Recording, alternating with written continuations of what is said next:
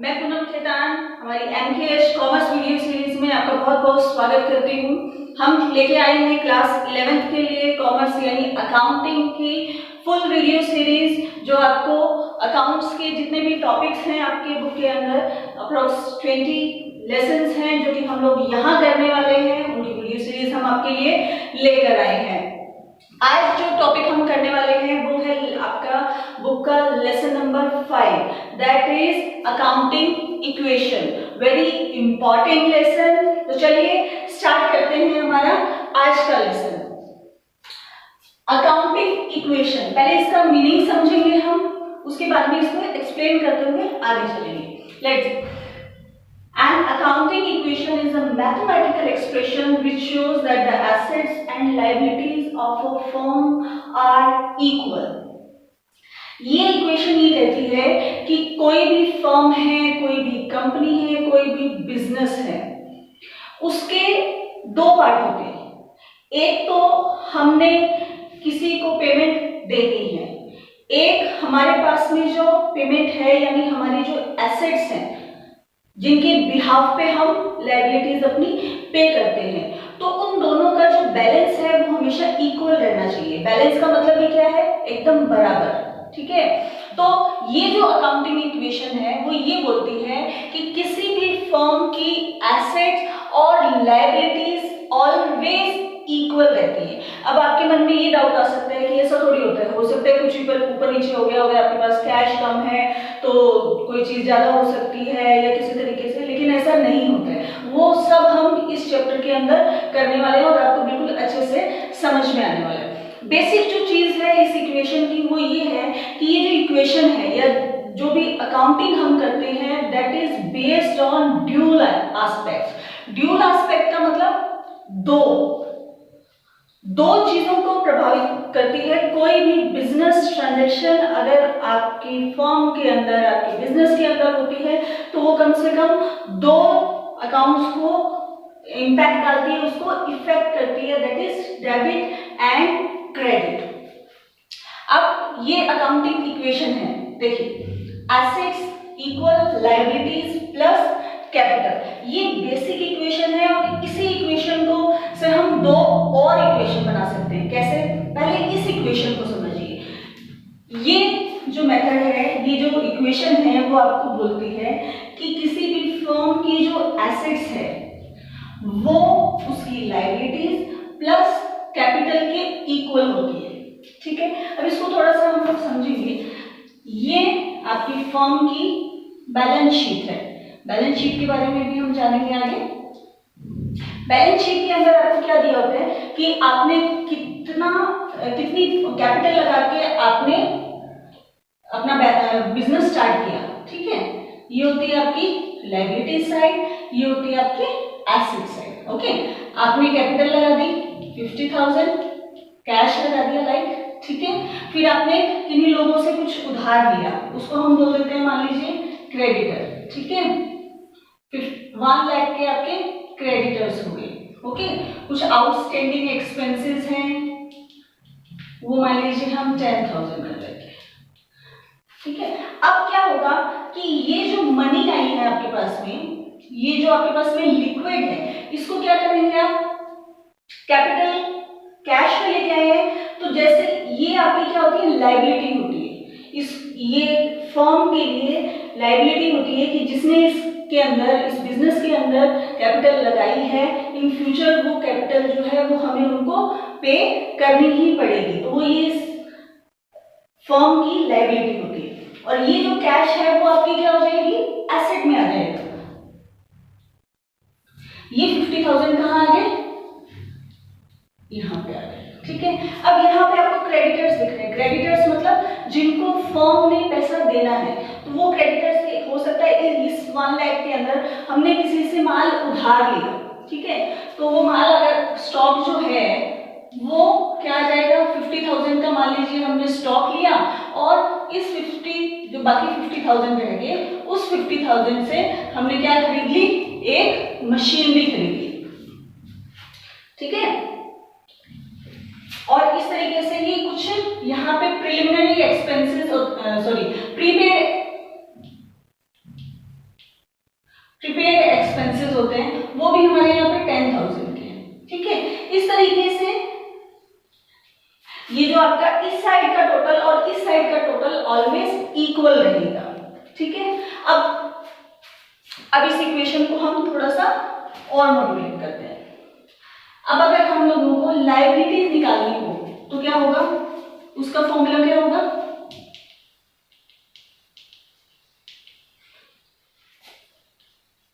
Assets minus capital. Okay, now we want to know about our capital. तो क्या होगा, assets minus liabilities.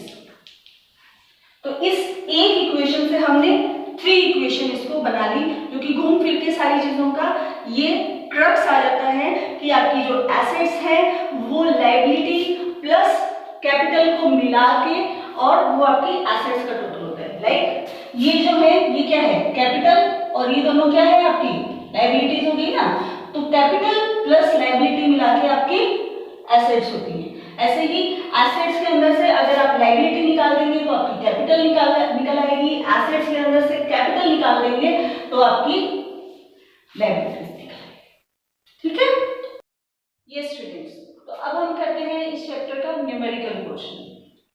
ये जो हम अकाउंटिंग इक्वेशन कर रहे हैं इसी को हम बोलते हैं बैलेंस शीट इक्वेशन। ठीक है, अकाउंटिंग इक्वेशन ही बैलेंस शीट इक्वेशन होती है, दोनों में कोई फर्क नहीं है। नहीं ना, आपके बुक के अंदर जैसे मैंने बोला आपको कि हम टीएस ग्रेवाल की बुक फॉलो कर रहे हैं, और इस बुक के अंदर आपका ये लेसन नंबर जो 5 है उसके पेज नंबर 5.6 पे आप एग्जाम्पल निकालेंगे, that is example number 2।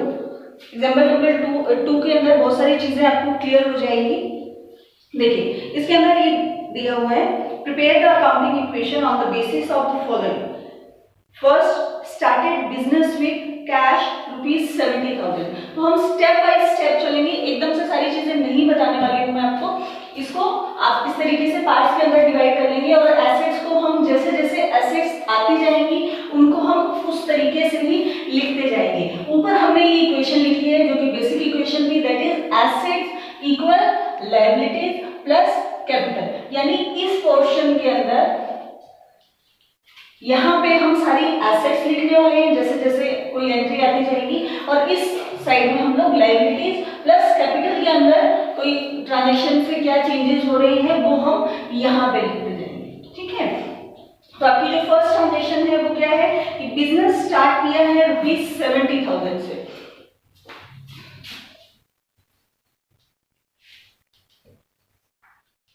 Business started with ₹70,000। ठीक है, तो अब एसेट्स में क्या आ जाएगा, कैश। ये आ गया आपका कैश। अब यहां पे आप क्या लिखेंगे, 70,000। ये 70,000 आपका कैश के अंदर आ गया। अब क्या करना है, कैपिटल 70,000 कैश लेके आए हैं, लेकिन वो कहां पे ऐड होगा, कैपिटल एज ए कैपिटल लेके आए हैं ना, तो वो कैपिटल में ऐड हो जाएगा। गॉट इट, समझ में आई। जो भी चीज या चाहे वो एसेट है, चाहे वो गुड्स है, और चाहे वो कैश है, जो चीज लगाकर, जिन वैल्यूज को लगाकर हम अपना बिजनेस स्टार्ट करते हैं उसको हम क्या बोलते हैं, कैपिटल। ठीक है, यहाँ पे जिसने बिजनेस स्टार्ट किया है उसने कैश लगा के अपना बिजनेस स्टार्ट किया है, तो हमारी एसेट साइज में 70,000 आ गया। ऐसे ही हमारी कैपिटल के अंदर 70,000 आ गया है। Got it. Next transaction is credit purchase of goods ₹18,000. Credit purchase basic term में हमने पढ़ा था। क्रेडिट परचेज का मतलब हम लोगों ने यानी बिजनेस ने क्रेडिट परचेज किए, किसी से उधार माल खरीदा है। तो उससे क्या होगा, उधार माल खरीदने से एसेट में क्या फर्क पड़ेगा, एसेट में एक चीज बढ़ गई है, परचेज मतलब गुड्स परचेज किया है, उस गुड्स को हम बैलेंस शीट के अंदर स्टॉक में लिखते हैं। स्टॉक किस चीज का होता है, जिस चीज के अंदर आप बिजनेस में डील करते हैं उसका, उस गुड्स को हम जब इकट्ठा करके रखते हैं उसको हम बोलते हैं स्टॉक, और वो हम बैलेंस शीट के अंदर एसेट साइड में रखते हैं, क्योंकि वो क्या है, हमारी संपत्ति है, उसको हम यूज करके उसको कैश के अंदर कन्वर्ट कर सकते हैं। तो यहाँ पे अब एक चीज और आ जाएगी, स्टॉक। अब क्या क्रेडिट परचेज से 18,000 की हमने क्रेडिट परचेज की है, क्या उससे कैश को कोई फर्क पड़ा? नो, कोई इंपैक्ट नहीं पड़ा। लेकिन क्या हुआ, स्टॉक हमारा 18,000 से प्लस हो गया। ओके, अब लायबिलिटीज में उसका क्या फर्क पड़ेगा? देखिए लायबिलिटीज में क्या फर्क पड़ेगा, क्योंकि ये क्रेडिट परचेज है तो ये पेमेंट अभी तो हमने कैश में नहीं की है, बट इन फ्यूचर तो हमें करनी पड़ेगी ना। जितना भी टाइम हमने क्रेडिटर से लिया है, लाइक 3 months 4 months, तो after that time we have to pay this. तो इधर क्या होगा, हमारे क्रेडिटर बढ़ जाएंगे। तो अब यहाँ पे क्रेडिटर भी आपके 18,000 हो गए। अब क्या उससे इस ट्रांजेक्शन से कैपिटल पे कोई इंपैक्ट आया? नहीं आया। तो यहाँ पे कोई इंपैक्ट नहीं, और जैसे यहाँ पे कोई इंपैक्ट नहीं। Got it? चलिए नेक्स्ट चलते हैं हम थर्ड ट्रांजेक्शन पे। थर्ड ट्रांजेक्शन आपकी बोलती है payment made to creditor in full settlement ₹17,500। Creditor को पेमेंट की है कितने में? फुल सेटलमेंट में। फुल सेटलमेंट का मतलब क्या हुआ? Payment made to creditor. Full settlement का ये मतलब हुआ कि आपने सुना होगा कि हमने किसी को पेमेंट दे दी है, हमने किसी से कोई चीज उधार ली और उसको बोला कि हम 5 महीने बाद में आपको पेमेंट देंगे। आपने कोई 10,000 की कोई चीज उधार ली, 5 महीने बाद में या 2 महीने बाद में या 3 महीने बाद में ही आप उसको पेमेंट देने जाते हैं, और आप उसको बोलते हैं कि अब मैं 2 महीने पहले ही आपको पेमेंट कर रहा हूँ, तो थोड़ा सा आप मुझे डिस्काउंट कीजिए, या कोई बात नहीं, ले देखिए इसके अंदर आप इसको 10,000 नहीं, या मैं 9,000 दूंगा, इसको फिनिश करूंगा, बोलते हैं ना ऐसा। तो सेम ऐसा ही बिजनेस के अंदर होता है। तो इन्होंने पेमेंट की है क्रेडिटर को 17,500। अब क्रेडिटर थे कितने हमारे? 18,000। पेमेंट कितनी की है? 17,500। पहले हम इसका इम्पैक्ट देखते हैं। पेमेंट की है मतलब कैश पेमेंट की है, तो उससे क्या होगा, हमारी कैश कम हो जाएगी, माइनस 17,500। ठीक है। क्या स्टॉक में कोई फर्क पड़ा? नो, स्टॉक में कोई फर्क नहीं पड़ेगा। जो माल हम पहले ही खरीद चुके हैं तो वो हमारा स्टॉक उतना ही रहेगा। क्रेडिटर क्या होगा? क्रेडिटर कम हो जाएंगे, हमने क्रेडिटर को पे कर दिया। अब क्रेडिटर को कितना कम किया हमने? क्रेडिटर 18,000 थे, तो एक्चुअल में तो उसको 18,000 का हम लोगों ने सेटलमेंट कर लिया ना, तो 18 यहां से 18,000 ही हम कम करेंगे, और जो डिफरेंस रह गया आपका, कितना डिफरेंस रह गया? 500 का डिफरेंस रह गया ना, वो 500 क्या हो गया आपका? प्रॉफिट। क्या हो गया? प्रॉफिट। और वो प्रॉफिट कहां पे ऐड हो जाएगा? आपका कैपिटल के अंदर ऐड हो जाएगा। समझ में आई? अगर बिजनेस के अंदर कोई प्रॉफिट होता है तो वो कैपिटल के अंदर ऐड होगा, अगर बिजनेस के अंदर कोई लॉस होता है देन वो कैपिटल से रिड्यूस होगा। ओके, यहां तक इक्वेशन समझ में आई? अगर आप इनका टोटल करके देखेंगे तो हर इक्वेशन के बाद में, हर ट्रांजेक्शन के बाद में आपको बैलेंस शीट का दोनों साइड का आपका जो टोटल है वो बिल्कुल इक्वल दिखेगा। ठीक है। Next transaction, purchase of machinery for cash 20,000। आपने मशीनरी परचेज की है 20,000 की।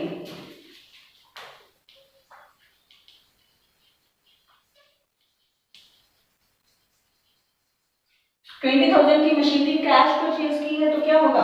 हमारी कैश 20,000 से कम हो जाएगी। क्या स्टॉक में कोई फर्क पड़ा? नहीं पड़ा। एक हमारी एसेट और ऐड हो गई है, दैट इज मशीनरी। तो यहां पे आपकी 20,000 की मशीनरी ऐड हो गई।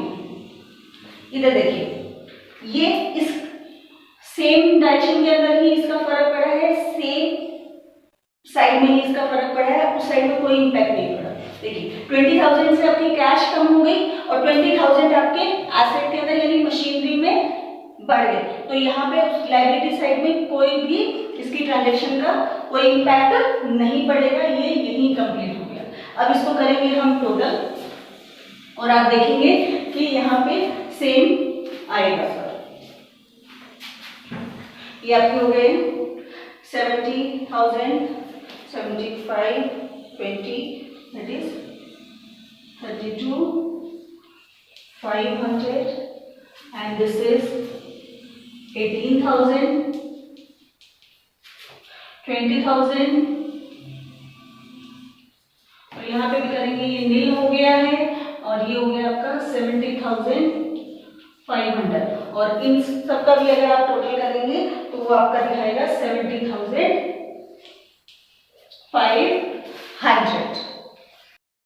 Let's start our next example.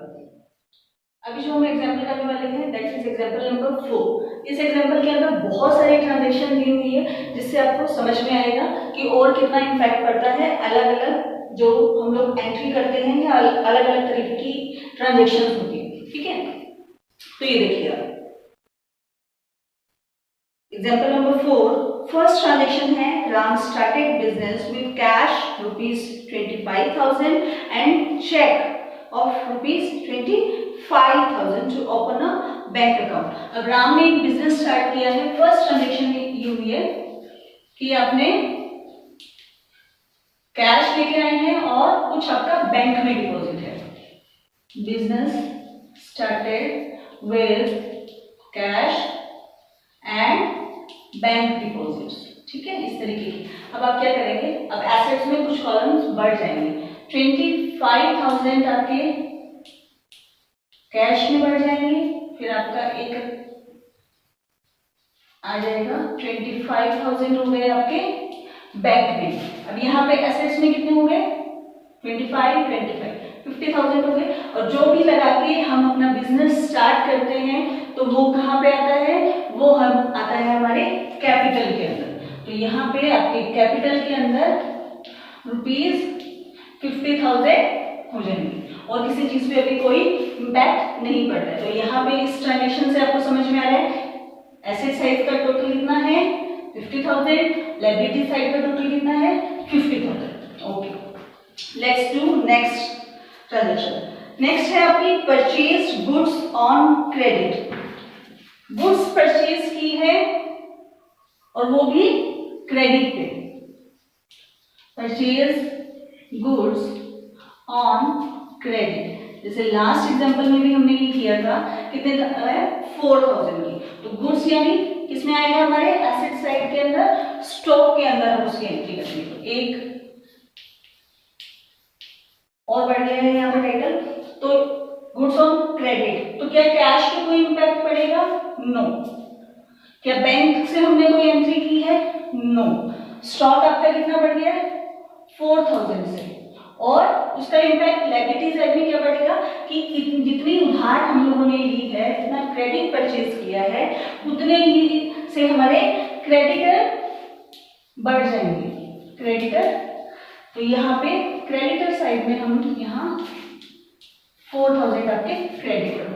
ठीक है, तो अब अगर इसकी एंट्री देखेंगे तो यहाँ पे आपके 50 + 4 54,000 हो गए आपके एसेट्स का टोटल, और यहाँ पे भी 50 + 4 54,000 इस एंट्री के बाद में लायबिलिटी साइड का टोटल हो जाएगा। Next transaction is purchase goods for cash. अब आपने जो गुड्स परचेज किए हैं कैश, ठीक है, तो बताइए क्या एंट्री होगी इसकी। गुड्स परचेज किए कैश से, तो हमारी गुड्स जो है ये कैश कितनी कम हो जाएगी, जितने की कैश हम लोगों ने गुड्स परचेज किए दैट इज 1,000। तो 1,000 से हमारी कैश कम हो गई और 1,000 से हमारा स्टॉक बढ़ गया। तो यहीं से ये प्लस माइनस हो गया, यहीं पे इसका इम्पैक्ट खत्म हो जाएगा। तो सेम ही 54,000 ही आपका टोटल रहेगा। लायबिलिटी साइड में इसका कोई भी इम्पैक्ट नहीं पड़ रहा है। चलिए let's do next entry, that is number 4, purchase furniture for cash. Furniture purchase किया है, कैश परचेज किया है और दैट इज 500 का कैश फर्नीचर परचेज किया है, तो कैश कितनी कम हो जाएगी आपकी 500, और एक यहाँ पे और आ गया है फर्नीचर, यहाँ पे आपका फर्नीचर बढ़ गया है 500 रुपीज से, सेम वही है, यहाँ से कम होकर यहाँ पे प्लस हो गया है, इसकी कोई एंट्री लायबिलिटी साइड में नहीं जाएगी, सेम अभी भी टोटल जो है वो आपका सेम रहेगा 54,000। यहाँ पे भी हम करते जाएंगे कि इसका कोई इम्पैक्ट यहाँ पे नहीं पड़ रहा है इस एंट्री का। Next transaction is withdraw cash for personal use for bank from bank. Personal use के लिए अगर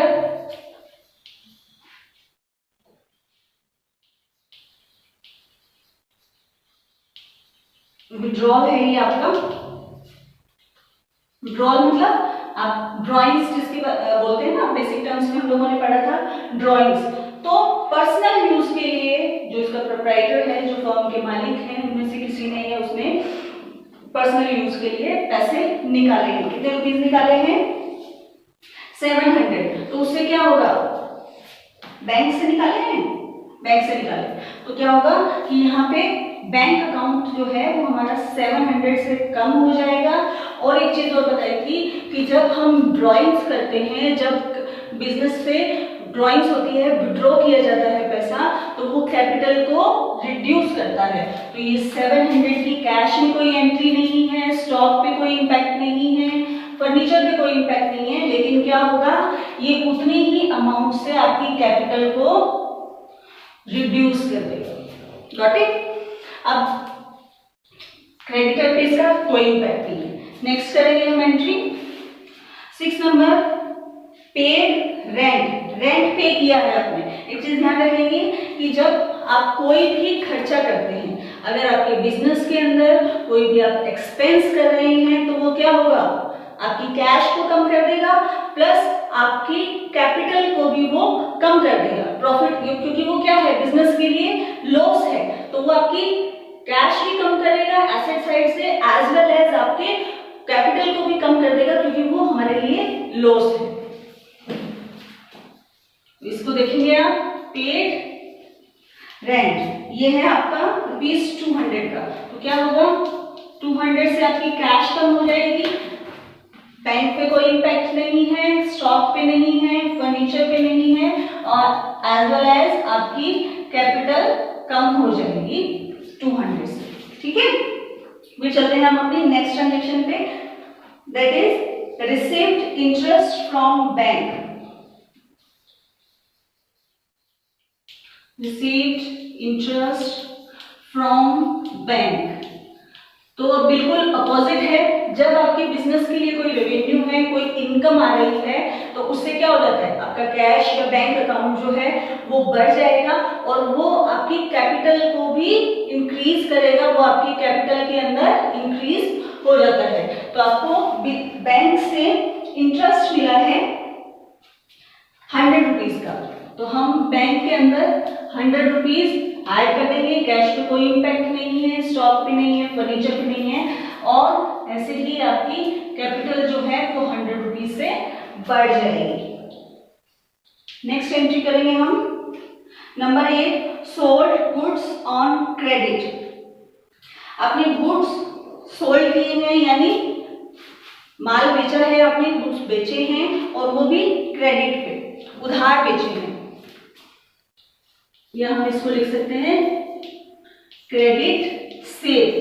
यानी अब एक चीज और इसमें इंपॉर्टेंट चीज दी हुई है, उसके अंदर लिखा हुआ है ब्रैकेट में आपको कॉस्ट 500 और कितना आपके अमाउंट कितनी लिखी हुई है 700, यानी जो गुड्स की कॉस्ट थी वो कितनी थी 500 की, उसको हमने बेचा कितने पे है 700 पे। तो इसका मतलब जो 200 है वो क्या हो गया, कोई आप पेन 10 रुपीज का लेके आते हो, उसको 15 रुपीज में सेल कर रहे हो, तो इसका मतलब 5 रुपीज आपने क्या किया, प्रॉफिट कमा लिया। तो वो प्रॉफिट किसमें ऐड होता है, कैपिटल के अंदर। कोई लॉस है तो वो आपकी कैपिटल को रिड्यूस करता है, कोई प्रॉफिट है तो वो आपकी कैपिटल को बढ़ाता है। इसको ध्यान से देखेंगे आप।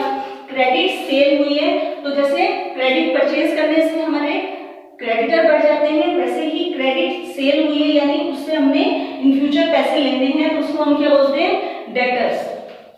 तो यहाँ पे आपके एक और हेडिंग आ गई है, दैट इज डेटर। और वो डेटर्स कितने से बढ़ेंगे, उस डेटर ने हमको कितने रुपए देने, 700 देने हैं ना, ओके।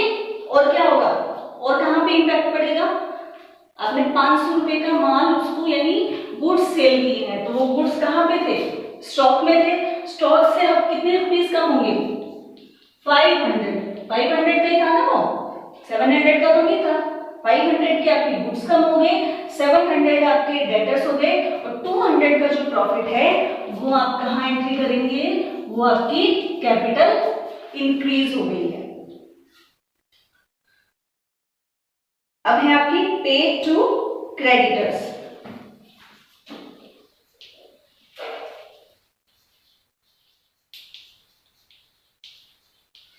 क्रेडिटर्स को आपने पे किया है, इसमें वैसे कुछ नहीं लिखा हुआ है कि आपने कैश पे किया है या बैंक से पे किया हुआ है, तो अगर कुछ नहीं लिखा है तो हम उसको कैश ही मानते हैं। 400 आपका कैश कम हो जाएगा इधर से, और उधर और किसी भी कोई इम्पैक्ट नहीं पड़ेगा, और क्रेडिटर जो है वो भी आपके 400 से कम हो जाएंगे। तो ये सारी ट्रांजैक्शन करने के बाद में आप सभी इन सभी हेड्स का टोटल करेंगे। अभी यहाँ पे नीचे आपको स्पेस नहीं है तो मैंने ऊपर एक बार टोटल कर दिया इसका। इस हेड का यानी कैश जो है वो आपका 22,900 है, बैंक का आपका 24,400 है, स्टॉक आपका 4,500 हो गया, फर्नीचर आपका 500 है, डेटर्स आपके 700 थे। और इधर लायबिलिटी साइड में आप देखेंगे कैपिटल को प्लस माइनस अगर आप करेंगे दैट इज 51,100 एंड क्रेडिटर 4,000 थे, उसमें से 400 हमने पे कर दिए, 3,600। इन अब आपको क्या करना है, एसेट साइड का टोटल करना है और लायबिलिटी साइड का टोटल करना है, वो दोनों इक्वल ही आएंगे। अभी इस क्वेश्चन का आंसर है 54,700। बाकी जो बुक के एग्जांपल है उनको भी आप ट्राई करेंगे, उनकी भी आप प्रैक्टिस करेंगे। बुक के पीछे भी क्वेश्चन दिए हुए हैं, उन इक्वेशंस को, उन क्वेश्चन को सॉल्व करके देखेंगे तो ये सारी चीजें आपको बहुत जल्दी समझ में आने वाली हैं। तो स्टूडेंट्स ये था हमारा आज का चैप्टर। इसी का एक और पार्ट रह गया है, वो हम नेक्स्ट वीडियो के अंदर कवर करेंगे। आई होप आपको ये लेक्चर, आपको ये वीडियो पसंद आया होगा, और अगर आया है आपको ये वीडियो पसंद तो जरूर अपने फ्रेंड्स के साथ में उसको शेयर कीजिए, हमारे वीडियो को लाइक कीजिए, और साथ साथ में आगे आने वाले सभी वीडियोस का नोटिफिकेशन आपको मिलता रहे, इसके लिए आप कीजिए हमारे चैनल को सब्सक्राइब। Thank you students.